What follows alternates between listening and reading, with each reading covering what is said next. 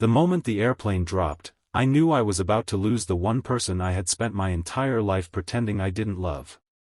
The cabin lights flickered as the plane suddenly plunged through the clouds. A suitcase slammed open somewhere behind us. People screamed. A flight attendant stumbled against a seat, desperately trying to steady herself. And then I felt a hand wrap tightly around mine. It was my best friend, Emma. Her fingers were trembling so badly that I could feel every little shake. She looked at me with tears already gathering in her eyes, and for the first time in the 15 years I had known her, there was no joke on her face, no teasing smile, no attempt to hide behind sarcasm. She squeezed my hand and whispered, "If we don't make it, I love you." And suddenly, the turbulence wasn't the scariest thing in the world anymore. The scariest thing was realizing that I loved her too, and that I might never get the chance to tell her. If you believe in kindness, second chances, and the idea that sometimes the person standing beside you has been your greatest blessing all along, please take a moment to like this video, share it with someone who needs to hear a story about love and second chances, leave a comment, and subscribe to the channel. You never know when a simple story might remind someone to say what their heart has been afraid to say. Emma and I had met when we were 17. Back then, neither of us knew that a random seat beside each other in a crowded classroom would become the beginning of something that would last longer than most marriages. She had been the loud one, the fearless one, the girl who could walk into any room and somehow make everyone feel like they belonged there. I had been the opposite. Quiet, cautious, constantly afraid of making mistakes. She taught me how to laugh at myself. I taught her how to slow down. We became inseparable. We studied together, celebrated birthdays together, survived terrible breakups together, and stayed up countless nights talking about dreams we were too embarrassed to admit we wanted. When I lost my father, Emma sat beside me at the funeral and held my hand without saying anything. When her mother became sick, I drove her to the hospital every night for nearly 3 months. We were always there for each other. Everyone around us assumed we were a couple. We always laughed and denied it. "She's my best friend," I would say. "He's like my brother," Emma would add. And somehow, those words became a wall between us. A wall neither of us dared to climb. Years passed. We watched friends get married. We attended weddings, bought expensive gifts, danced badly, and returned home alone. Whenever someone asked why we weren't together, Emma would roll her eyes and tell them that dating your best friend was a terrible idea. I would laugh.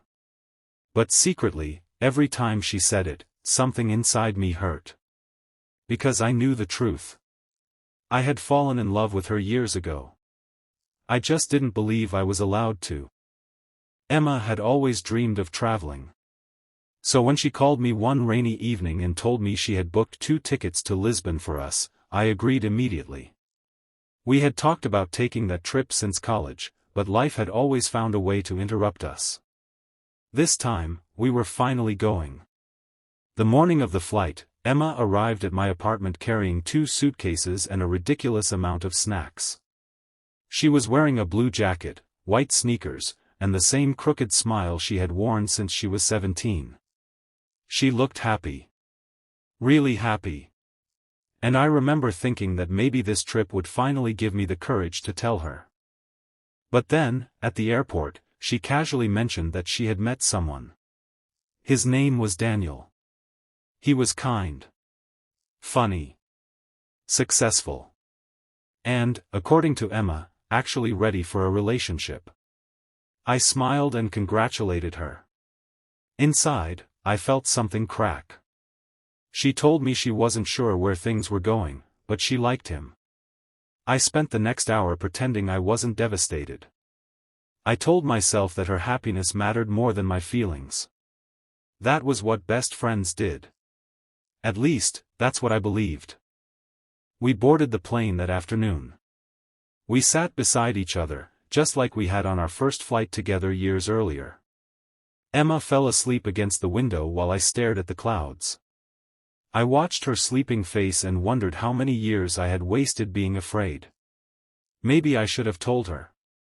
Maybe I should have risked everything. But then the captain announced that we were entering an area of severe weather. At first, nobody seemed worried. The plane shook lightly. Emma opened her eyes and smiled. "Still alive?" she asked. I laughed. Then the plane dropped. It wasn't a gentle dip. It felt as though the entire aircraft had suddenly fallen out of the sky. People screamed. Oxygen masks swung loose above our heads. The engines roared. The seatbelt sign glowed red.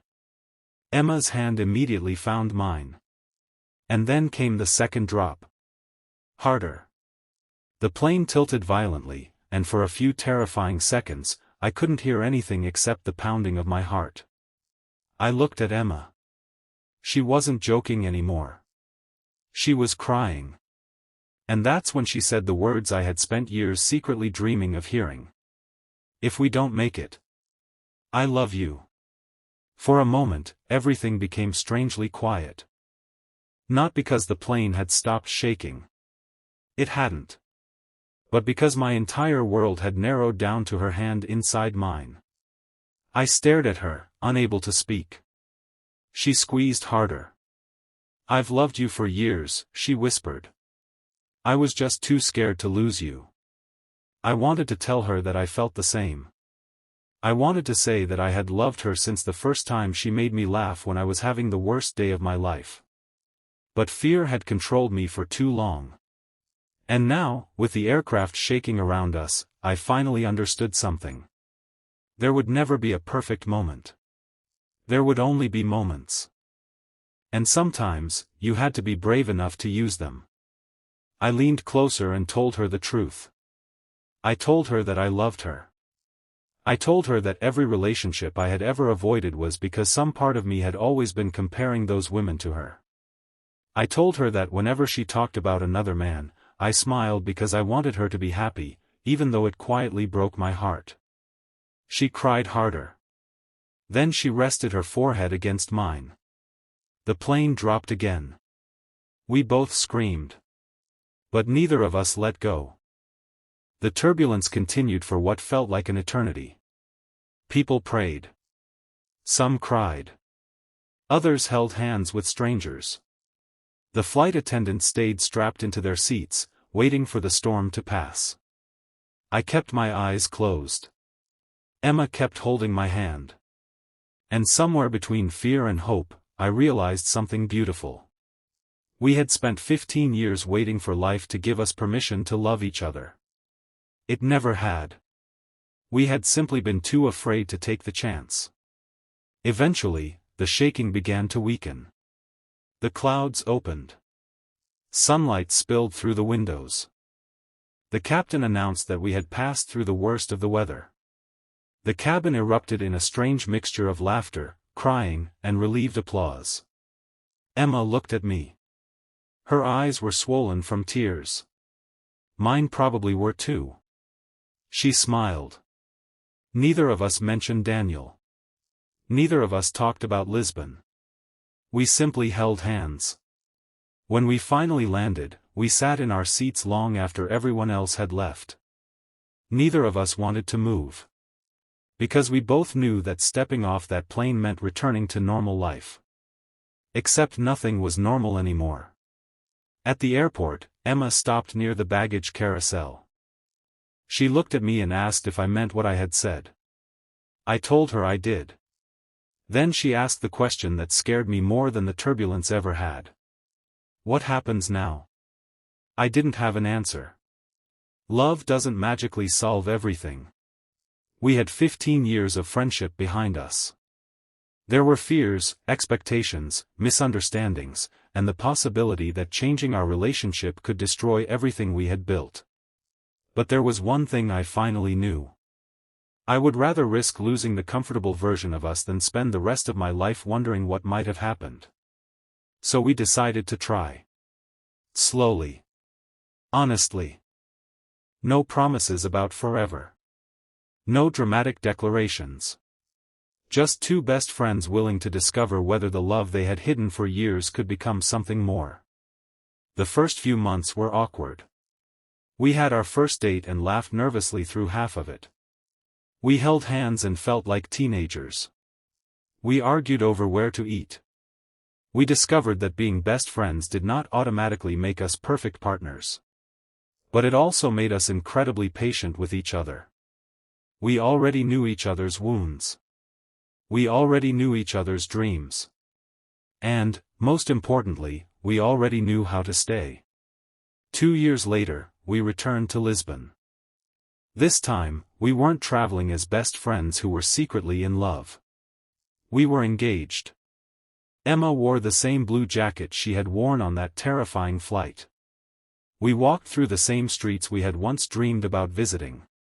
At sunset, we stood beside the ocean. She took my hand. Then she smiled and reminded me of the words she had whispered during the turbulence. If we don't make it, I love you. I laughed. I told her that those words had changed my life. She looked at me and said something I'll never forget. Maybe the plane wasn't falling apart. Maybe our old lives were. And she was right. Sometimes life scares us because it forces us to confront the truth we've been avoiding. Sometimes we wait for tomorrow to say, I love you. Tomorrow to apologize. Tomorrow to forgive. Tomorrow to call someone we miss. But tomorrow isn't promised. That flight taught me that the people we love shouldn't have to wait for a crisis to hear how important they are. So if there's someone you've been thinking about, someone you've been meaning to call, someone you love but have been too afraid to tell, don't wait for the perfect moment. Send the message. Make the call. Say the words. Because sometimes the distance between regret and happiness is nothing more than one brave sentence. If this story touched your heart, please like the video, share it with someone you love, and subscribe to the channel. Your support helps these stories reach people who may need a reminder that love, kindness, and second chances are still worth believing in. And before you go, I want you to do something special. Comment the words, "Don't wait to say I love you," if there's someone in your life you never want to lose without knowing how much they mean to you. Because in the end, Emma didn't save me from the turbulence. She saved me from a lifetime of silence. And sometimes, the greatest love story isn't about two people finding each other.